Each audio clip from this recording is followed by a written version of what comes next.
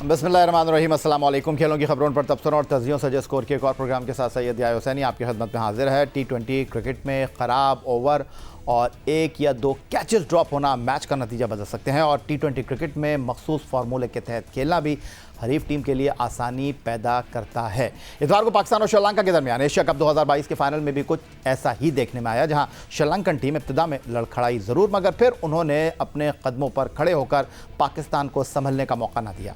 पाकिस्तान ने एक तरफ तो कैचेस ड्रॉप करने के सिलसिले को जारी रखा और दूसरी जानिब तवील अरसे से मिडल ऑर्डर के खला को पूर करने के हवाले से जो खामियां अब तक दुरुस्त नहीं हो पाई, एक बार फिर उसकी नाकामी का एक और मुजाहिरा देखने को मिला। 171 रन के हदफ के ताक़ुब में टीम पाकिस्तान 147 रन पर पवेलियन लौट गई और श्रीलंका ने छठी मरतबा एशिया कप का टाइटल अपने नाम कर लिया। पाकिस्तान क्रिकेट टीम के खिलाड़ी एशिया कप में नाकामी के बाद वतन वापस पहुंचना शुरू हो गए हैं। एशिया कप में नाकामी के बाद अब पाकिस्तान टीम का अगला असाइनमेंट होम ग्राउंड पर इंग्लैंड के खिलाफ 7 T20 मैचों की सीरीज़ है, जिसके लिए चंद दिनों में कौमी टीम का ऐलान मुतवक्किल है। और अब ये देखना है कि सिलेक्शन कमेटी कप्तान और कोच किन खिलाड़ियों को ड्रॉप करते हैं, किन को आराम दिया जाएगा और किन खुशनसीबों को टीम में जगह दी जाएगी। यूएई की सरजमीन पर होने वाले एशिया कप में अमूमी तासुर यही रहा कि जो टीम टॉस जीतकर फील्डिंग का फैसला करेगी, कामयाबी उसे ही मिलेगी और नताइज भी ऐसे ही रहे। इसीलिए एशिया कप के फाइनल में जब पाकिस्तान के कप्तान बाबर आजम ने टॉस जीता तो उनके चेहरे पर इत्मीनान नजर आया। श्रीलंकन टीम के 5 बैट्समैन 9वें ओवर में 58 रन पर पवेलियन लौट चुके थे, मगर इस मौके पर कप्तान बाबर आजम ने लगी बंदी कप्तानी को तरजीह दी और इफ्तिखार अहमद से मुसलसल ओवर कराते रहे। दूसरी जानिब मोहम्मद नवाज, जो इवेंट में पाकिस्तान के लिए कामयाब बॉलर रहे थे, उन्हें गेंद न थमाई और इस दौरान मोहम्मद हसनैन और शादाब खान से गेंद कराते रहे, जिसकी बदौलत श्रीलंका के राजापाक्से और हसारंगा डिसिल्वा को विकेट पर ठहरने का मौका मिल गया और उन्होंने 1-2 ओवर के इंतजार के बाद जारहाना बल्लेबाजी को तरजीह दी। बाबर आजम ने मोहम्मद नवाज को श्रीलंकन इनिंग का 16वां ओवर दिया, जिसमें उन्होंने सिर्फ 3 रन दिए। फिर बाबर ने उन्हें दोबारा गेंद न दी। हसारंगा राजापाक्से के साथ 58 रन की शराकत बनाकर पवेलियन लौट गए, तो फिर करुणारत्ने ने राजापाक्से का साथ दिया और दोनों ने 54 रन की नाकाबिल शिकस्त शराकत बनाकर पाकिस्तान के लिए 171 रन का हदफ खड़ा कर दिया। श्रीलंकन इनिंग के दौरान पाकिस्तान की फील्डिंग का मयार भी इंतहाई पस रहा। एशिया कप में गुज़िश्ता मैचों में जो गलतियां की गई उसमें कोई तब्दीली नहीं आई। पहले भारत के खिलाफ खुशदिल शाह और फ़खर जमान कैच लेते हुए एक दूसरे से टकराते हुए बचे और इसमें खुशदिल शाह ने कैच ले लिया और फिर श्रीलंका के खिलाफ मैच में भी हसन अली और इफ्तिखार अहमद के दरमियान टकराव हुआ और इस बार भी कैच पकड़ लिया गया था। श्रीलंका के खिलाफ भी कुछ ऐसी ही सूरत हाल हुई। राजापाक्से 19वें ओवर में 46 रन पर बैटिंग कर रहे थे। आरिस रऊफ की गेंद पर राजापाक्से ने शॉट खेला और गेंद हवा में थी, लेकिन शादाब खान ने उनका आसान कैच ड्रॉप कर दिया। फिर अगले ही ओवर में राजापाक्से ने मोहम्मद हसनैन के खिलाफ हिट लगाई। ये कैच लेने के लिए फिर पाकिस्तान के 2 फील्डर आमने सामने आए। शादाब खान और आसिफ अली में ज़बरदस्त टकराव हुआ, लेकिन इस मरतबा कैच न सिर्फ ड्रॉप हुआ बल्कि गेंद बाउंड्री लाइन के बाहर चली गई और इसके साथ शादाब खान भी गर्दन में चोट लगने से मैदान से बाहर हो गए। पूरे एशिया कप की तरह पाकिस्तान का आगाज़ फाइनल में हस्बे रिवायत ही रहा था। कप्तान बाबर आजम और फ़खर जमान फिर नाकाम रहे। एशिया कप के तमाम मैचों की तरह इस मरतबा भी जिम्मेदारी मोहम्मद रिजवान के कंधों पर आई। T20 रैंकिंग में नंबर 1 पोजीशन हासिल करने वाले मोहम्मद रिजवान के साथ देने के लिए मिडल ऑर्डर के बैट्समैन इफ्तिखार अहमद मैदान में थे, लेकिन दोनों बल्लेबाजों ने T20 क्रिकेट खेलने के बजाय वनडे या टेस्ट क्रिकेट की तरह बल्लेबाजी की। दोनों ने 8.5 ओवर तक विकेट पर क़याम किया। 10वें, 11वें और 12वें ओवर में दोनों बैट्समैनों ने कोई बाउंड्री ना लगाई। इफ्तिखार अहमद जब विकेट पर आए तो पाकिस्तान को 9.5 की औसत दरकार थी, लेकिन जब इफ्तिखार अहमद 31 गेंदों पर 32 रन बनाकर पवेलियन लौटे तो उस वक्त पाकिस्तान को 11.5 रन की औसत से रन दरकार थे। और जब मोहम्मद रिजवान 17वें ओवर में पवेलियन लौटे तो पाकिस्तान को 15 के रन रेट से स्कोर करना था। मोहम्मद रिजवान और इफ्तिखार अहमद की श्रीलंकन बैट्समैनों की जारियत से भी कुछ सबक सीखा नहीं गया। मोहम्मद रिजवान 55 रन बनाकर एशिया कप के टॉप स्कोरर तो बन गए, लेकिन टीम को शिकस्त के भंवर में फंसा गए। मिडल ऑर्डर में आने वाले बैट्समैन खुशदिल शाह हों या आसिफ अली, उनकी सिलेक्शन शायकीन क्रिकेट को मुँह चुड़ाती रही और पाकिस्तान जीते जाने वाला मैच अपनी गलत मनसूबाबंदी, ख़राब कप्तानी और फील्डिंग और इंतहाई नाक़िस बैटिंग की बदौलत 23 रन से हार गया। पाकिस्तान क्रिकेट बोर्ड के सरबराह रमीज़ हसन राजा भी एशिया कप का फाइनल देखने के लिए दुबई इंटरनेशनल क्रिकेट स्टेडियम में मौजूद थे। शिकस्त के बाद जब रमीज़ हसन राजा स्टेडियम से बाहर निकले तो सहाफ़ी उनसे सवाल करने लगे, आपको कब लगा पाकिस्तान मैच हार जाएगा? जिस पर chairman Pakistan cricket board Rameez Hassan Raja ने संजीदगी का मुजाहरा करने के बजाय सवाल को मजाक में उड़ा दिया। उन्होंने कहा जब पाकिस्तान को 6 गेंदों पर 38 रन दरकार थे तो उन्हें लगा कि पाकिस्तान मैच हार जाएगा।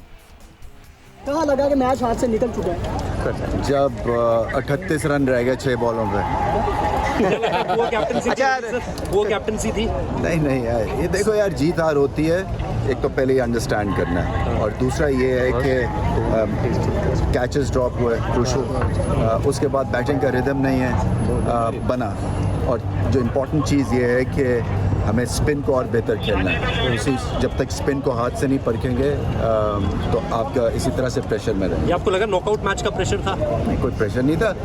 ये टीम जो है ये कैपेबल है, इंशाल्लाह वर्ल्ड कप जीतेगा, फिक्र ना करें। इसी तरह से अपना खेलते रहें, कंपेटिटिव रहें, और बड़े मैच जीतेंगे इंशाल्लाह।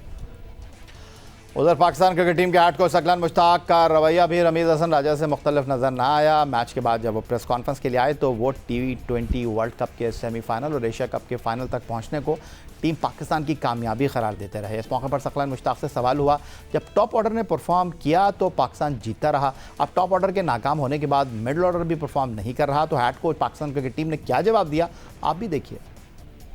सवाल अच्छा है। इसका दूसरा एंगल ये भी हो सकता है, अगर टॉप ऑर्डर नहीं हो रहा तो नीचे वाला जो पहले से जिसका नहीं हो रहा, उस तरह नहीं क्लिक कर रहा था, तो हो सकता है अल्लाह ताला उसको इस एंगल से ट्रेन कर रहे हों कि ये भी चलना शुरू हो जाए, ये भी हो सकता है।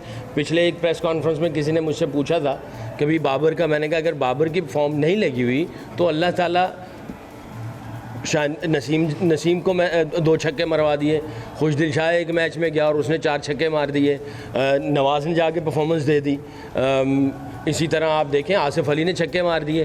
तो अगर ऊपर से नहीं होगा कोई नीचे से करेगा, कभी ऊपर नीचे से नहीं होगा कोई ऊपर से कर जाएंगे, नीचे वालों की नहीं आएगी, ये तो गेम का हिस्सा है। मेरा नहीं ख्याल कोई इतना है। बहरहाल अगर कोई होगा, हम जाहिर है हर सीरीज़ हर मैच के बाद हम लोग पूरा ओवरऑल उसका डीब्रीफ करते हैं, उसकी फीडबैक लेते हैं, बैठते हैं, सोचते हैं कभी कौन सी ऐसी चीज़ें हैं जो थोड़ी सी और बेहतर कर ली जाएं, जितना कुछ कर रहे हैं क्या और कितना अच्छा कर सकते हैं तीनों डिपार्टमेंट में, उसको हम लोग डिस्कस तो करते रहते हैं हर दफ़ा। Head coach Pakistan cricket team Saqlain Mushtaq की मिडल ऑर्डर से मुतालिक राय यह है कि जब टॉप ऑर्डर परफॉर्म ना करे तो मिडल ऑर्डर का मौका मिलता है, इसलिए आसिफ अली हों, खुशदिल शाह हों या मोहम्मद नवाज, उन्होंने पाकिस्तान की फतह में किरदार निभाया, लेकिन आदाद शुमार इसके बरक्स कहानी सुना रहे हैं। एशिया कप में मोहम्मद रिजवान के अलावा टॉप ऑर्डर में तो कोई कामयाब हो ही नहीं सका। मोहम्मद रिजवान ने 6 मुकाबलों में 281 रन बनाने और एशिया कप के टॉप स्कोरर रहे, लेकिन उसके बाद टॉप 10 बैट्समैनों में तो कोई पाकिस्तान का बल्लेबाज दिखाई ही नहीं दे रहा। यानी मिडल ऑर्डर में कोई पाकिस्तानी बैट्समैन ऐसा नहीं जो एशिया कप के टॉप बैट्समैनों में ही जगह बना लेता। दूसरी जानिब Pakistan cricket board modern cricket खेलने की बातें करता है, लेकिन एशिया कप में पाकिस्तान के टॉप स्कोरर मोहम्मद रिजवान का स्ट्राइक रेट सिर्फ 117.57 है। पाकिस्तान के दूसरे कामयाब बल्लेबाज इफ्तिखार अहमद रहे, जिनका स्ट्राइक रेट 100.96 रहा। खुशदिल शाह का स्ट्राइक रेट 120.83 रहा, और दिलचस्प बात यह है कि पाकिस्तानी बैट्समैनों में सबसे ज़्यादा strike rate tail ender Shahnawaz Dhani का रहा, जिन्होंने एक मैच में बैटिंग की और इसका स्ट्राइक रेट 266.66 रहा। बाकी कोई भी मुस्तनद बैट्समैन 150 के स्ट्राइक रेट से भी बल्लेबाजी ना कर सका। Head coach Saqlain Mushtaq middle order की कामयाबी की बात कर रहे हैं। पाकिस्तान क्रिकेट बोर्ड की सिलेक्शन कमेटी के सरबराह मोहम्मद वसीम ने एशिया कप के लिए मिडल ऑर्डर में इफ्तिखार अहमद, खुशदिल शाह और आसिफ अली को शामिल किया। लेकिन दिलचस्प बात यह है कि एशिया कप के टॉप स्कोरर मोहम्मद रिजवान ने इवेंट में 281 रन बनाए, और इन 3 बैट्समैनों के रन्स मिलाए जाएं तो वो मोहम्मद रिजवान के बराबर नहीं बनते। इफ्तिखार अहमद, खुशदिल शाह और आसिफ अली ने मजमूई तौर पर 204 रन बनाए हैं। मिडल ऑर्डर में खेलने वाले इफ्तिखार अहमद ने 6 मैचों की 5 इनिंग में बैटिंग की, जिसमें वो 26.25 की औसत से 105 रन बना सके, जिसमें उनकी बेहतरीन इनिंग 32 रन की रही। खुशदिल शाह ने एशिया कप के 6 मुकाबलों में बल्लेबाजी की, जिसमें वो 14.5 की औसत से सिर्फ 58 रन बना सके। उनका बेहतरीन स्कोर 35 नॉट आउट रहा, जहां उन्होंने हांगकांग के खिलाफ बल्लेबाजी करते हुए रन्स बनाए थे। इसके अलावा वो तमाम मुकाबलों में नाकाम रहे। हर रोज 150 छक्के मारने की प्रैक्टिस करने वाले मोहम्मद आसिफ ने 6 मैचों की 5 इनिंग में बैटिंग की, जिसमें वो 8.20 की औसत से 41 रन बना सके, और उनका बेहतरीन स्कोर 16 रन रहा।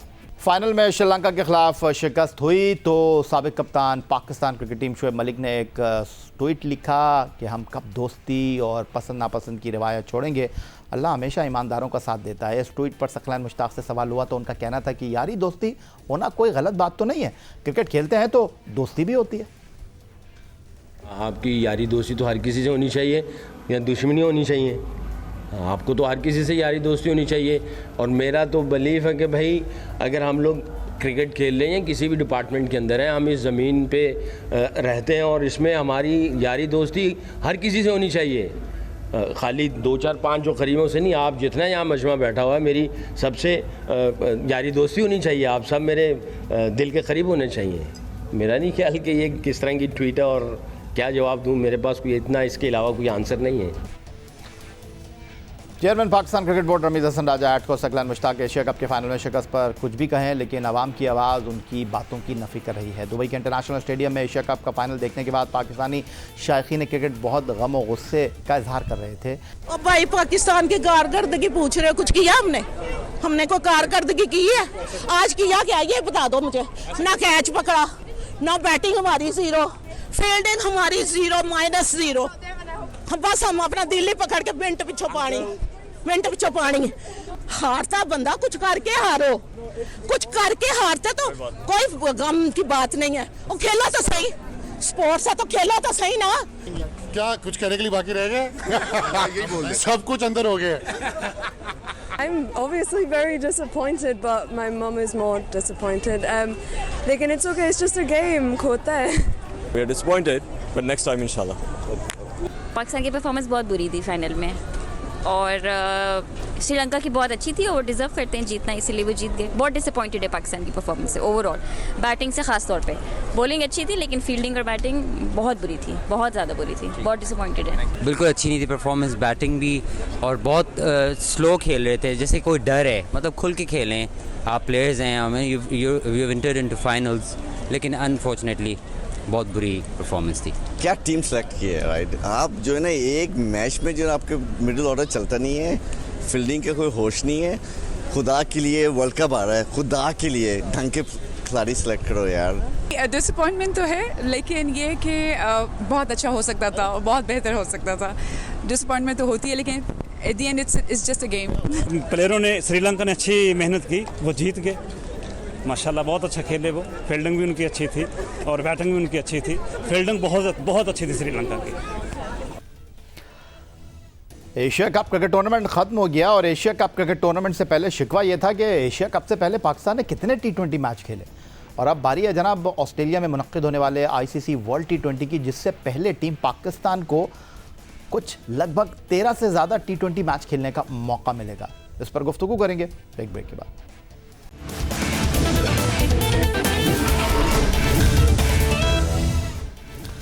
Asia cup cricket tournament 2022 team Pakistan final में पहुंचकर हिम्मत हार गई, और श्रीलंका की क्रिकेट टीम जिसने ICC वर्ल्ड T20 2022 के मेन राउंड के लिए क्वालिफाई नहीं किया है, एक ऐसी टीम जिसको टूर्नामेंट के इफ्तिताही मैच में हैरानकुन तौर पर अफगानिस्तान के हाथों 1 साइडेड मुकाबले में नाकामी का सामना करना पड़ा था। उस टीम ने पीछे मुड़कर नहीं देखा, और टूर्नामेंट में पहली नाकामी के बाद उन्होंने अपनी गलतियों से सबक सीखा। नाकाबिल शिकस्त रहते हुए उन्होंने पाकिस्तान टीम को न सिर्फ फाइनल में शिकस्त दी, बल्कि पै दर पै 2 नाकामियों से दुबई क्रिकेट स्टेडियम में 2-4 किया। पाकिस्तान क्रिकेट टीम की ICC वर्ल्ड T20 के लिए अब क्या तैयारी है, और एशिया कप क्रिकेट टूर्नामेंट की नाकामी का टीम के ऊपर क्या असर पड़ सकता है? मुस्तकबिल में टीम पाकिस्तान को 7 T20 मैचों की सीरीज़ इंग्लैंड के साथ होम ग्राउंड पर खेलनी है। क्या इस सीरीज़ में टीम में तब्दीलियां होंगी?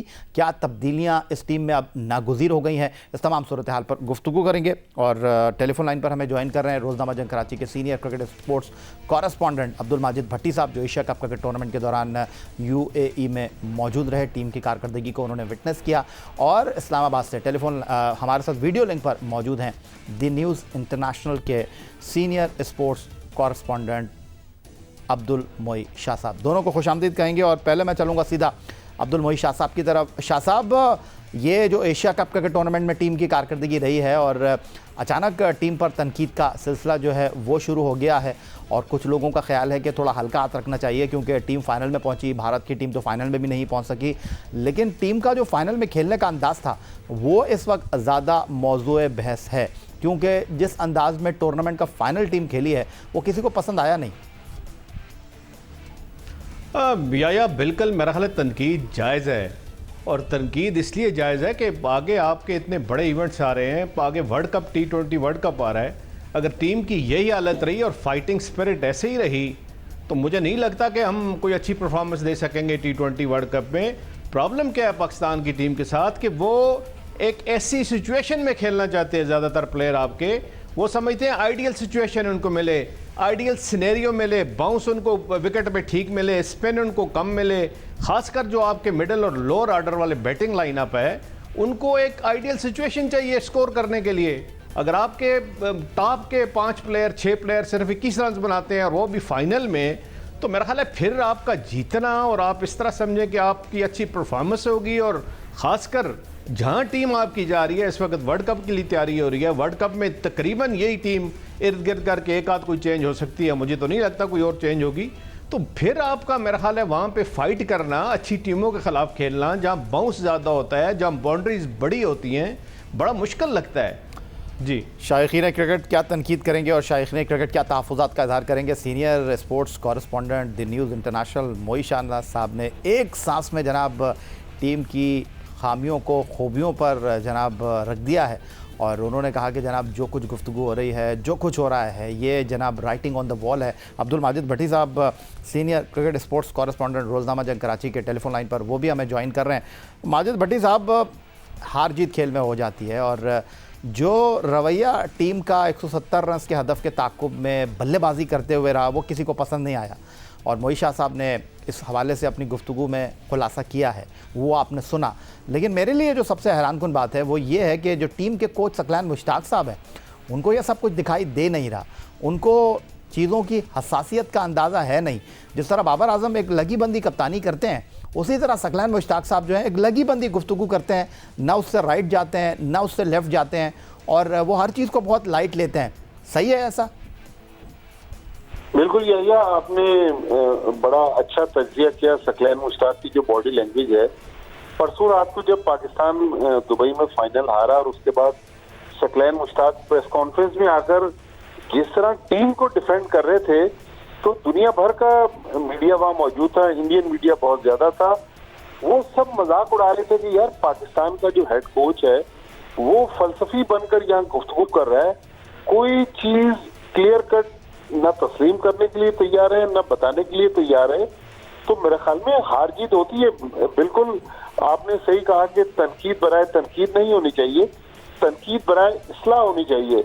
इस पाकिस्तान की टीम जिसमें सकलैन मुश्ताक बहुत सारा क्रेडिट ले रहे थे कि पिछले 1.5 साल में हमने बहुत सारी सीरीज वाइट बॉल की जीती हैं, बहुत सारी टीमों को आउट क्लास किया। अगर आप देखें पिछले साल सवा साल में बैटिंग में बाबर आजम स्कोर कर रहे थे टॉप से, और बॉलिंग में शाहीन शाह अफरीदी ऊपर से विकेट ले रहे थे, और पाकिस्तान की टीम दुनिया की सारी टीमों को हरा रही थी। लेकिन जहां हमारे खिलाफ अच्छी स्पिन हमें मिली, हमारी बैटिंग लाइन एक्सपोज हो गई। बहुत शुक्रिया आपका अब्दुल मोईशा साहब, इस्लामाबाद स्टूडियो से हमारे साथ मौजूद थे, द न्यूज़ इंटरनेशनल के स्पोर्ट्स कॉरेस्पॉन्डेंट, और टेलीफोन लाइन पर हमारे साथ मौजूद थे रोज़नामा जंग कराची के senior cricket correspondent Abdul Majid Bhatti साहब। और पाकिस्तान क्रिकेट टीम का मुस्तकबिल और इंग्लैंड के खिलाफ सीरीज़ और ICC वर्ल्ड T20 के लिए स्कॉट के हवाले से गुफ्तगू कर रहे थे। यही आज का हमारा प्रोग्राम। ट्विटर पर आप हमें फॉलो कर सकते हैं, फेसबुक पर हमारा पेज score.geo-news, जहाँ जाकर आप इस प्रोग्राम की क्लिप्स एक बार फिर देख सकते हैं, और आप हमें ईमेल कर सकते हैं, अपनी राय से आगाह कर सकते हैं score@geo.tv पर। इस दुआ इस उम्मीद इस तवक्को के साथ कि पाकिस्तान में खेल और खिलाड़ी तरक्की करते रहें। सैयद याहिया हुसैनी को स्कोर की पूरी टीम के साथ अगले प्रोग्राम तक के लिए इजाज़त दीजिए। अल्लाह हाफ़िज़।